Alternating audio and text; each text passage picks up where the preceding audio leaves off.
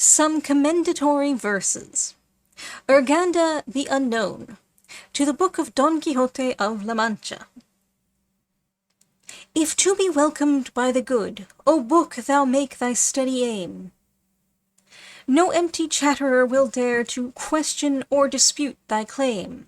But if perchance thou hast a mind to win of idiots' approbation, lost labor will be thy reward, though they'll pretend appreciation. They say a goodly shade he finds, who shelters 'neath a goodly tree, and such a one thy kindly star in Behar Bath provided thee. A royal tree whose spreading boughs a show of princely fruit display, a tree that bears a noble duke, the Alexander of his day. Of a Manchegan gentleman thy purpose is to tell the story, relating how he lost his wits, or idle tales of love and glory, of ladies' arms and cavaliers, a new Orlando Furioso, innamorato rather, who won Dulcinea del Toboso. Put no vain emblems on thy shield, all figures that is bragging play. A modest dedication make, and give no scoffer room to say, What, Alvaro de Luna here? Or is it Hannibal again? Or does King Francis at Madrid once more of destiny complain? Since heaven it hath not pleased on thee deep erudition to bestow, or black Latino's gift of tongues, no Latin let thy pages show. Ape not philosophy or wit, lest one who cannot comprehend make a wry face at thee and ask, Why offer flowers to me, my friend? Be not a meddler, no affair of thine the life thy neighbours lead. Be prudent, oft the random jest recoils upon the jester's head. Thy constant labour let it be to earn thyself an honest name, for fooleries preserved in print are perpetuity of shame. A further counsel bear in mind, if that thy roof be made of glass, it shows small wit to pick up stones, to pelt the people as they pass. Win the attention of the wise, and give the thinker food for thought. Whoso indites frivolities will but by simpletons be sought.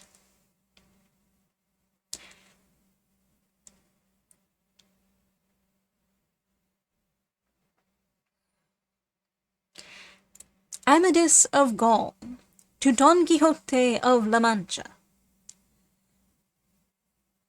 Thou that didst imitate that life of mine, when I in lonely sadness on the great Rock Peña Pobre sat disconsolate, in self-imposed penance there to pine, thou whose sole beverage was the bitter brine of thine own tears, and who, withouten plate, of silver, copper, tin, in lowly state, off the bare earth and on earth's fruits didst dine, live thou of thine eternal glory sure, so long as on the round of the fourth sphere the bright Apollo shall his coursers steer. In thy renown thou shalt remain secure, thy country's name in story shall endure, and thy sage author stand without a peer. Don Belianis of Greece, to Don Quixote of La Mancha. In slashing, hewing, cleaving, word and deed, I was the foremost knight of chivalry, stout, bold, expert as e'er the world did see. Thousands from the oppressor's wrong I freed. Great were my feats, eternal fame their meed. In love I proved my truth and loyalty. The hugest giant was a dwarf for me. Ever to knighthood's laws gave I good heed. My mastery the fickle goddess owned, and even chance, submitting to control, grasped by the forelock, yielded to my will. Yet though above yon horned moon enthroned my fortune seems to sit, great Quixote, still envy of thy achievements fills my The Lady of Oriana, to Dulcinea del Toboso. O fairest Dulcinea, could it be, it were a pleasant fancy to suppose so, could Miraflores change to El Toboso, and London's town to that which shelters thee? O could mine but acquire that livery, of countless charms thy mind and body show so, or him, now famous grown, thou madest him grow so, thy knight in some dread combat could I see, Oh, could I be released from Amadis by exercise of such coy chastity as led the gentle Quixote to dismiss, then would my heavy sorrow turn to joy, none would I envy, all would envy me, and happiness be mine without alloy. Gandalin, squire of Amadis of Gaul, to Sancho Panza, squire of Don Quixote. All hail, illustrious man! Fortune, when she bound thee apprentice to the esquire trade, her care and tenderness of thee displayed, shaping thy course from misadventure free. No longer now doth proud knight-errantry regard with scorn the sickle and the spade, of towering arrogance less count is made than of plain esquire-like simplicity. I envy thee thy dapple and thy name, and those alforjas thou wast wont to stuff with comforts that thy providence proclaim. Excellent Sancho, hail to thee again! To thee alone the Ovid of our Spain does homage with the rustic kiss and cuff. From El Donoso, the motley poet, on Sancho Panza and Rocinante, on Sancho. I am the esquire of Sancho Panza, who served Don Quixote of La Mancha. But from his service I retreat, resolved to pass my life discreet. For Villa Diego called the maintained that only in was found the secret of well-being, according to the Celeste, a book divine except for sin, by speech too plain in my opinion. On Rocinante, I am that Rocinante, great-grandson of great Babi, who all for being lean and bon had won Don Quixote for an but if I matched him well in weak, I never took short commons meek, but kept myself in corn by steep, a trick I learned from Lazarus, when with a piece of straw so neat, the blind man of his wine he cheat. Orlando Furioso, to Don Quixote of La Mancha. If thou art not a peer, peer thou hast none. Among 1,000 peers thou art a peer, nor is there room for one when thou art near. Unvanquished victor, great unconquered one, Orlando by Angelica undone, am I o'er distant seas condemned to steer, and to fame's altars as an offering bear. Valor respected by oblivion. I cannot be thy rival, for thy fame and prowess rise above all rivalry, albeit both bereft of wits we go. But though the Scythian or the Moor to tame was not thy lot, still thou dost rival me. Love binds us in a fellowship of woe. The Knight of Phoebus, to Don Quixote of La Mancha. My sword was not to be compared with thine, Phoebus of Spain, marvel of courtesy, nor with thy famous arm this hand of mine, that smote from east to west as lightnings fly. I scorned all empire and that monarchy, the rosy east held out did I resign, for one glance of Claridiana's eye, the bright aurora for whose love I pine, a miracle of constancy my love, and banished by her ruthless cruelty, this arm had might the rage of hell to tame.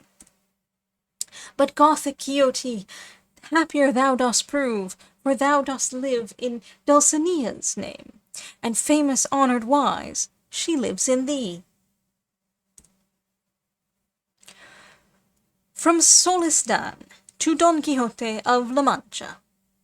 Your fantasies, Sir Quixote, it is true, that crazy brain of yours have quite upset, but aught of base or mean hath never yet been charged by any in reproach to you. Your deeds are open proof in all men's view, for you went forth injustice to abate, and for your pains sore drubbings did you get, from many a rascally and ruffian crew. If the fair Dulcinea, your heart's queen, be unrelenting in her cruelty, if still your woe be powerless to move her, in such hard case your comfort let it be, that Sancho was a sorry go-between, a booby he, hard-hearted she, and you no lover. Dialogue between Babica and Rocinante. Babica. How comes it, Rocinante, you're so lean? Rocinante. I'm underfed, with overwork I'm worn. Babica. But what becomes of all the hay and corn? Rocinante. My master gives me none, he's much too mean. Babica. Come, come, you show ill breeding, sir, I ween. 'Tis like an ass your master thus to scorn. Rocinante. He is an ass, will die an ass was born. Why, he's in love, what's plainer to be seen? Babica. To be in love is folly? R. No great sense. Babica. You're metaphysical. R. From want of food. Babica. Rail at the squire, then. R. Why, what's the good? I might indeed complain of him, I grant ye, but squire or master, where's the difference? They're both as sorry hacks as Rocinante. All translators, I think, except Shelton and Mr. Duffield, have entirely omitted these preliminary pieces of verse, which, however, should be preserved, not for their poetical merits, which are of the slenderest sort, but because, being burlesques on the pompous, extravagant, laudatory verses usually prefixed to books in the time of Cervantes, they are in harmony with the aim and purpose of the work, and also a fulfillment of the promise held out in the preface.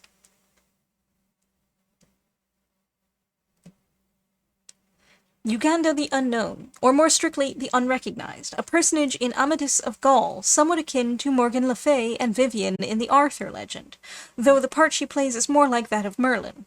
She derived her title from the faculty which, like Merlin, she possessed of changing her form and appearance at will. The verses are assigned to her probably because she was the advisor of Amadis. They form a kind of appendix to the author's preface. Who shelters neath a goodly tree? Proverb 15.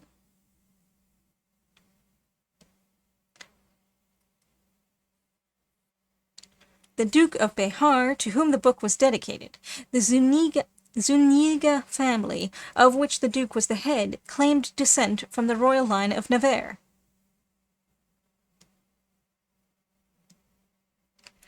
Le donne I cavalieri la arma gli amori. Orlando Furioso. Volume 1, Part 1. This is one of many proofs that the Orlando of Ariosto was one of the sources from which Cervantes borrowed. Figures, i.e. picture cards. The allusion to vain emblems on the shield is a sly hit at Lope de Vega, whose portrait in the Arcadia and again in the Remus, 1602, has underneath it a shield bearing 9 castles surrounded by an orla with 10 more.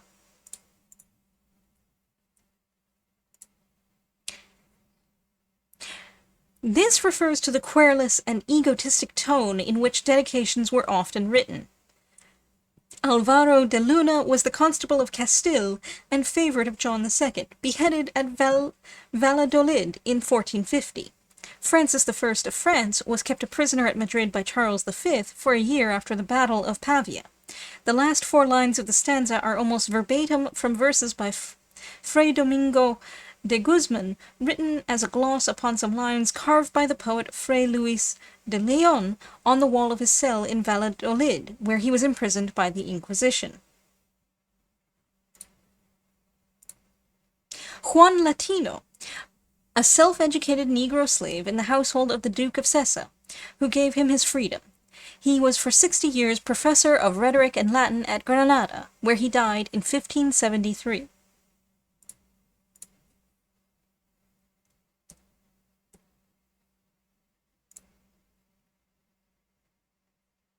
In allusion to Don Quixote's penance in the Sierra Morena.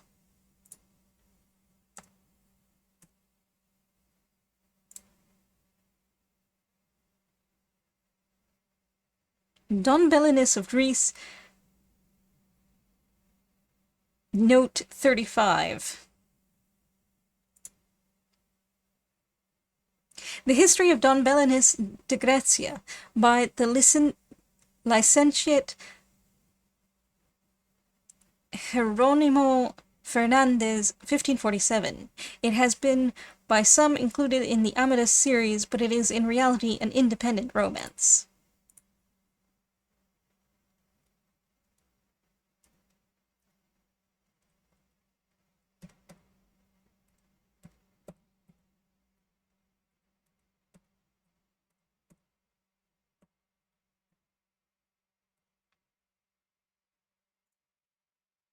Oriana, the heroine of Amadis of Gaul.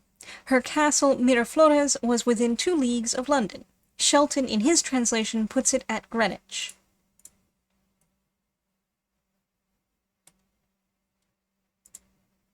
Rustic kiss and cuff.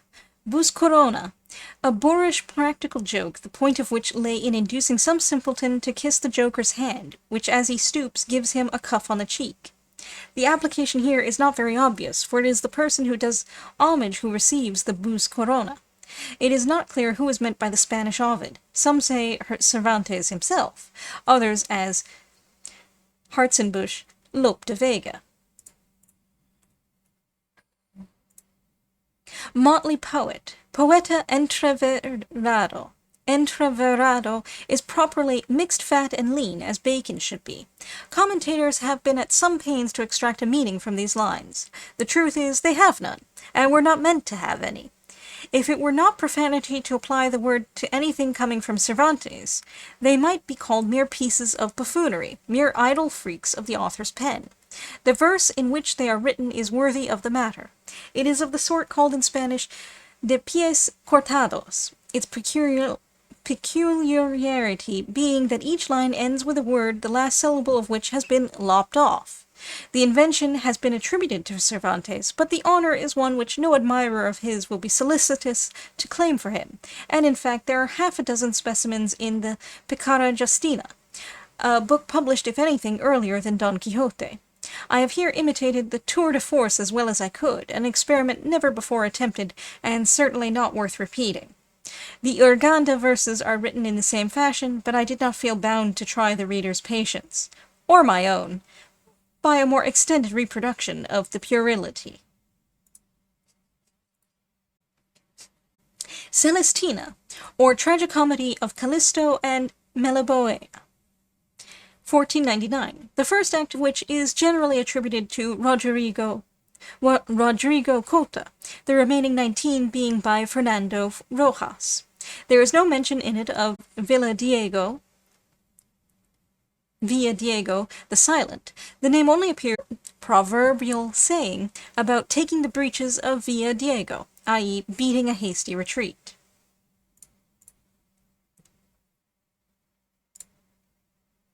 Babica, the famous charger of the Cid.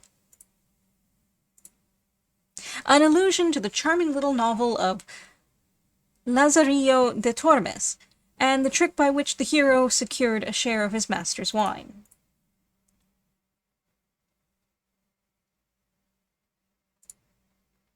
The play upon the word peer is justified by Orlando's rank as one of the 12 peers. This sonnet is pronounced truly unintelligible and bad by Clemencin, and it is, it must be confessed, very feeble and obscure. I have adopted a suggestion of Hartzenbusch's, which makes somewhat better sense of the concluding lines, but no emendation can do much, nor are the remaining sonnets much better. There is some drollery in the dialogue between Babica and Rocinante, but the sonnets of the Knight of Phoebus and Solestan are weak. There was no particular call for Cervantes to be funny, but if he thought otherwise, it would have been just as well not to leave the fun out.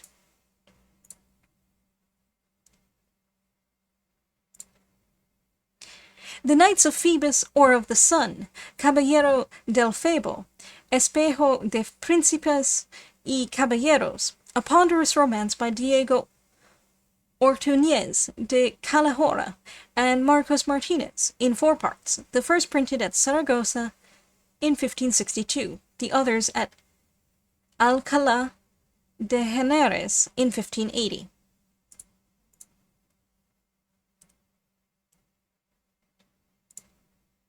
Solesdan is apparently a name invented by Cervantes, for no such personage figures in any known book of chivalry.